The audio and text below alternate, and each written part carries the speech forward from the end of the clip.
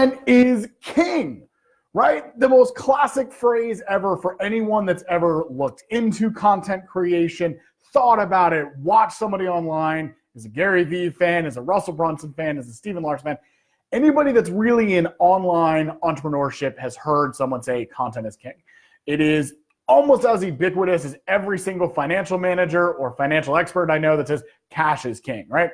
But for online digital entrepreneurs, cash is king financially, but your lifeblood, your traffic, your ability to delight and engage your customers is more often than not your content. Now, we all know this, right? We all hear this. We all live in a world where everyone around us tells us that content is great, content is great, content is great. And yet, we don't all do it. We don't all take this advice. We don't all listen to ourselves, even as a coach. I'm a person that have years and years and years have told other people to do content, have coached other people how to do it, have built teams that create content. And it still took me a long, long time to actually do it in my own business for all sorts of reasons. So if we all know this, why don't we do it?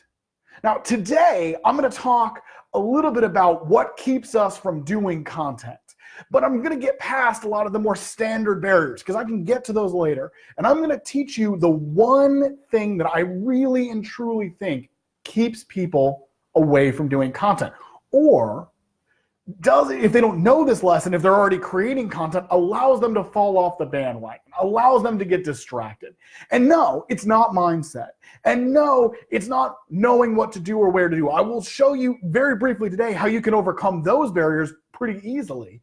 But there is something that people don't understand about content that I think is the key to creating the commitment to content, to really use it to power your business profitably.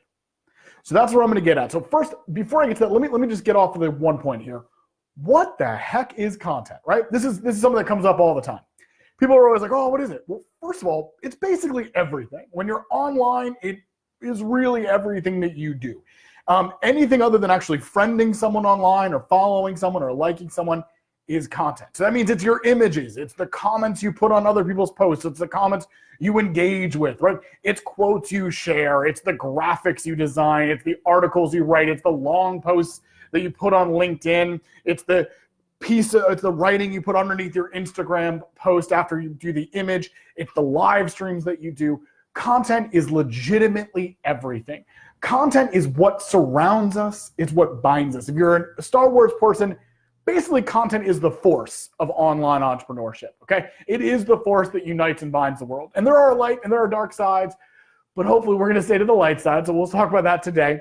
But to understand that content is all of the information that you're sharing. It's inside your courses, it's in your promos, it's in your sales copy, it's in every piece of information that you share with the outside world is content, which is why inherently, any entrepreneur worth their salt can tell you that content is king, because if it is legitimately everything that you do, right? It is everything that you do to sell, to fulfill, to deliver, to engage, to delight, to upsell, to further convert to paying customers.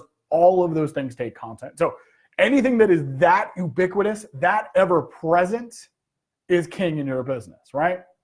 Now we know that, we all know it. We go, oh yeah, it's so powerful. I see all these other people doing it. I should do it, I should do it, I should. Well, why don't we do it? Well, there's a lot of barriers, right? A lot of people don't know how to start it or where to start content. A lot of people are worried about confidence, right?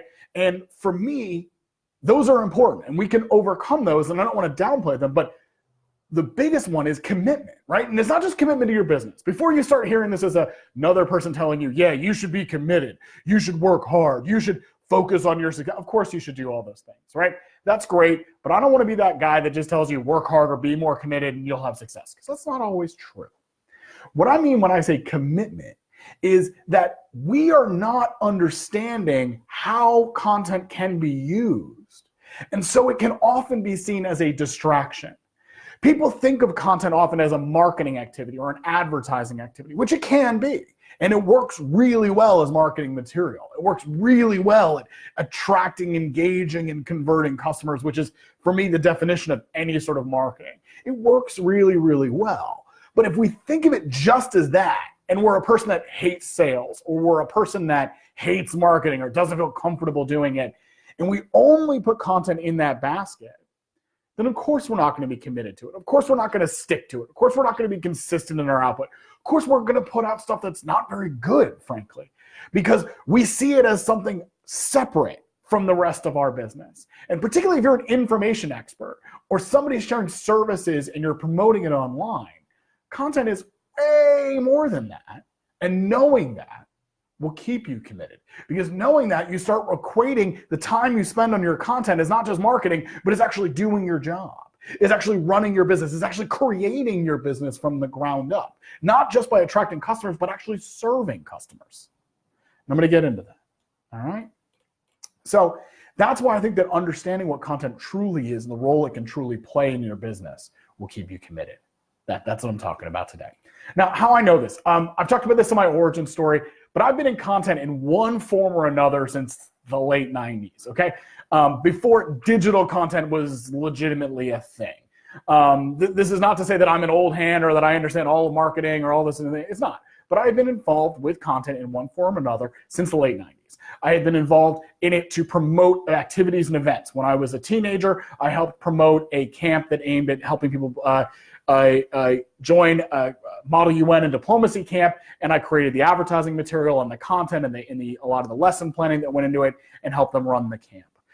When I was 19 years old, I lived in Central Asia, and I helped develop a nationwide campaign on human rights and legal rights. Something that was originally going to be some posters in the original proposal to the US government who funded this through the American Bar Association. It became a full-on radio campaign that I ended up drafting and helping get the spots produced and distributed across the country of Uzbekistan. That then became a television campaign. And we really turned that content into something that then became a model that the ABA used across Central Asia, North Africa, and parts of Eastern Europe. Because we started to realize that content, if done correctly, was more than just advertising, was more than just marketing, was more than just an idea to put out there for people to be interested in. It was something that could actually change lives and serve people. I know this because I took this lesson to when I started working with Fortune 100 companies. And when I lived in Asia for almost a decade. I worked with Fortune 500, Fortune 100s. I worked as an executive coach. I worked on content. And eventually, I worked in full-time international media. Initially as a commentator on international television, and then as a radio host and producer. And in those roles, I started to realize that a lot of news organizations saw content in a different way from me. They saw it as just something that was, oh, let's be exciting, let's be big, let's be as big. And I got caught up in that. All right. And that actually hurt my mindset down the road. And I'll come back to that. That's a story for another day. But know that working in a world where content's goal is to be vanity metrics, to be as ever present, to be as widely viral as possible, frankly, it is a negative mindset for somebody doing it as an entrepreneur, somebody doing it as a business person, somebody doing it as part of their business, not simply marketing. And where this really came home to me was when I became managing editor of a global advocacy platform that I built the news department. And they came in and they said, you need to be the founding managing editor. We want content. We want people on our website every day, all year round, because if we're going to do the advocacy that we want to do, we need to have a consistent flow of traffic of people that when we have an advocacy project, then we can go to that traffic and say, hey, go do what we want them to do. And so they brought me in because they said, well, you have news experience, build us something huge. And I started to. That's what I did. I built from the ground up. I built a team of writers, interns, paid folks. We built a video team. We built social media and all these different content pieces. And the focus kept being, well, make it bigger, make it bigger, make it bigger. You know, and I was like, look, without the right kind of money involved, without the right kind of, situation involved, it was difficult to create everything being viral. And so I said to them, look, what are we really doing? We're an advocacy platform, right? We have a goal. We have a conversion goal. And so I switched it from let's be as big as possible to let's grab as much traffic as we can and get them to do what we wanted them to do, which was to take action to end extreme poverty. And so we changed the focus there to actually converting, just like a business would change, taking their audience from a bunch of unengaged followers that might look at what you put up to actually buyers. We created an advocacy platform that created action takers. And so that, for me, highlights one of the biggest mistakes people make, particularly in business, about content.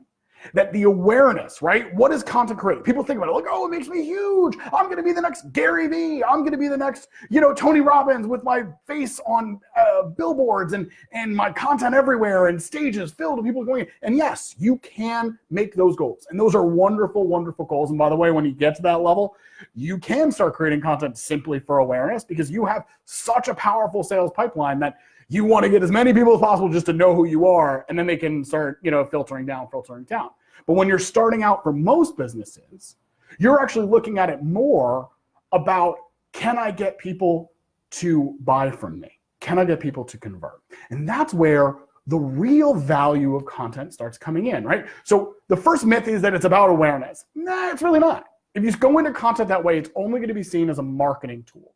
And so that's going to be a mistake. That's going to be a problem. You're going to end up with sort of misaligned goals to actual outcomes. So what's next on the list? If it's not awareness, which I think is the weakest purpose of doing content, particularly for entrepreneurs that are busy and have to run their business and work on their business and in their business, the first thing that content does is it proves credibility. I fielded a question the other day from somebody that said, well, what do I do if I have no testimonials? What if I do if I don't have a ton of people that have bought from me in the past? I said, well, okay, this person was an information expert. They help people through tough times. They're a wonderful, wonderful woman. And I talked her through and I said, well, why aren't you giving content? Why aren't you proving your credibility by teaching people through your content? Start giving people lessons. Start showing that you know what you're talking about by being consistently present in front of people that may actually want to buy from you, right? So first of all, if you actually start doing that, you get the know, like, and trust. I'll tell you a story. I mean, Russell Brunson is the head of ClickFunnels, the founder. He's a massive entrepreneur, and I resisted him for a long time. I kept seeing his ads, and I was like, oh, this guy kind of looks smarmy, and like, he's a young guy. So I was like, I could tell. Just didn't appeal to me, right? Till one day I got over myself because I realized that I was the problem there. And I didn't immediately buy from him because I wanted to know, like, is this guy really for real? And I then started listening to his podcast. And his podcast was great. And it is great. You should listen to it. It's a fantastic podcast. But that's where I got to know, like, and trust him. Not because I read a bunch of testimonials about him. Not because I believed the hype around ClickFunnels with the I made $1 million in just 2 days. Not any of that stuff. But him being a knowledgeable, genuine person got me to know, like, and trust him. And so anybody else can do that. Are you going to do it now at the level that Russell Brunson's doing it? No. But he'll tell you, and almost anybody else will tell you, Gary Vee, Russell Brunson, all these people, that when they started, they didn't have that platform. So they weren't that big. So he proves credibility as a big-time person, and you can prove credibility right from the start by publishing. And being committed to that publishing shows people that you are committed to your business, right? If they're like, oh, this person had a really great idea, but I've never seen them say anything ever again, maybe they're not really serious about the business. Maybe it's a side hustle that they're just not really focused on.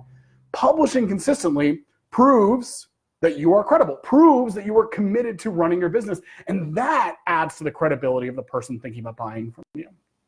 The next point, if you're actually giving knowledge-based content, which is a big thing for me, don't just give engagement posts and, oh, quote, isn't it fun? I mean, those things work and they have their place in a content campaign. Don't get me wrong. But at the core, you should be value-based content. You start creating positive impact for potential customers.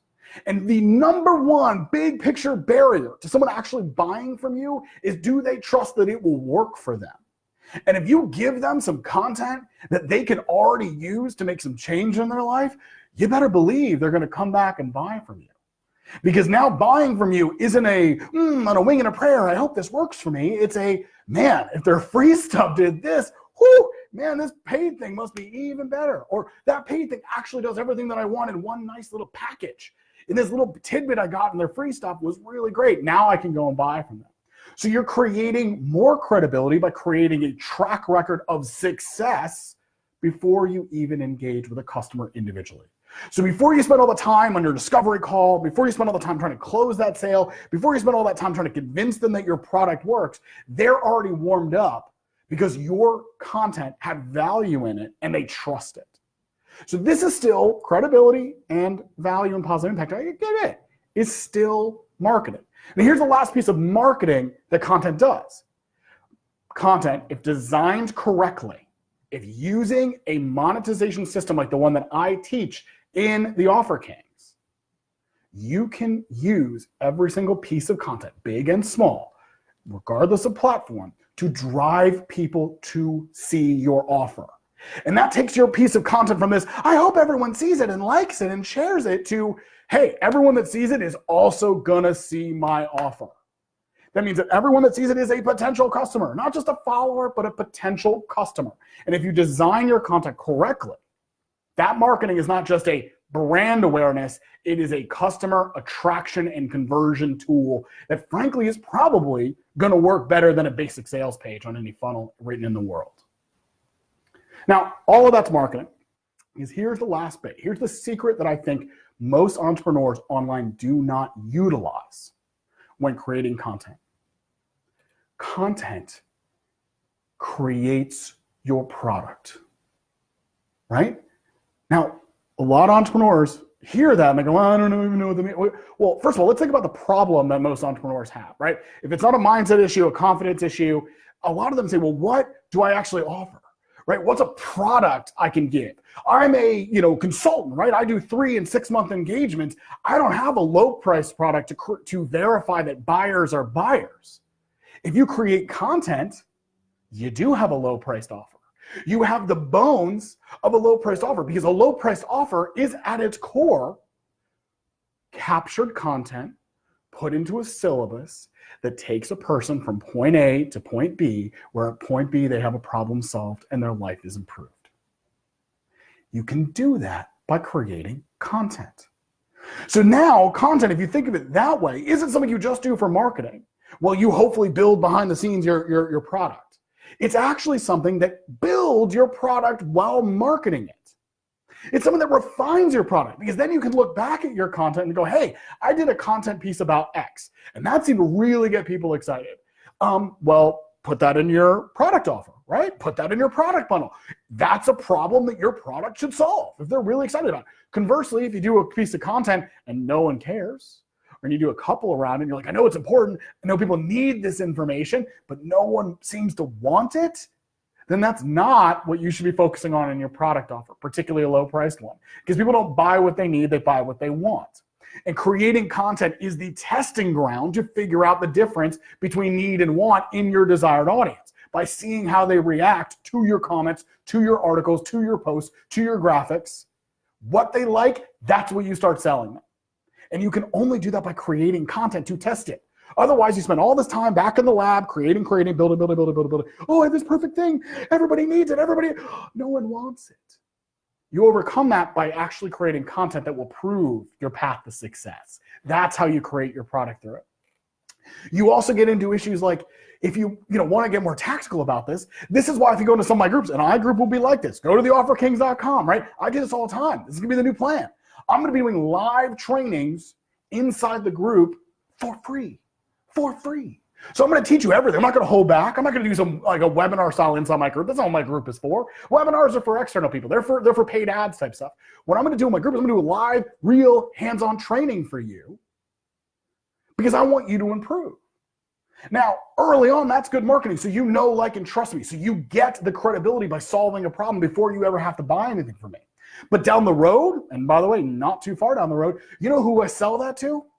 The person who was late to the party. Not because I don't like them, but because, look, I already did it for free once. I know it solves people problems. Go ask everybody else in this group. They liked it. They loved it. It changed their business. It made them more money. Do you want that in a condensed, concise package that is easy to understand, that has a whole bunch of add-ons that go better than just a live training and actually give you worksheets and checklists and step-by-step instructions and tools and toolboxes to actually solve this problem? Is that something you'd pay $27 for, $47 for, $97 for, $297 if it's a bigger product, if it's a longer term training? Yeah, that's something they would do. So now I've created the product by tactically doing it for free, creating it as content. And now I get a double bonus. I get a bunch of people that know, like, and trust me because they saw it. I get a reason to promote people to come into my group. And at the end of the day, I get the core of my product done in a matter of days. And then all I have to do is basically clean it up, add some stuff, add some support to it, make the paid version just that bit better, that even the people that were on the live stream, frankly, a lot of them want that stuff. They want all the bonuses. They want to be able to go back and reference what they learn on the live stream, because that's what a good course is. Something you can go back and reference. Something that you look at, the checklist, the toolboxes, the written parts that you can go back and say, hey, wait, I know Brandon talked about this in the middle of his third thing. Oh, where was it? Oh, there it is, right? Little tip, done. That's what I get, right? That's what I do through creating content. And anybody that's telling me that, oh, these aren't good ideas, or that's not a real course, or people are shysters that do that. First of all, I've seen a lot of people do this badly. I've seen them do kind of like not very good live trainings, and then they just slap a price tag on it later, and that's all it is. I don't like that. I think that if you're transitioning to a real course or a real tool, you want to add some stuff, as I keep talking about, add some materials to it. But I would also challenge anybody that just sort of knee-jerkly says, well, that's not a course. Collecting and teaching people information from various other content sources is the definition of a course. Textbooks are compilations of already known information written in an age and grade level appropriate manner for people to learn from.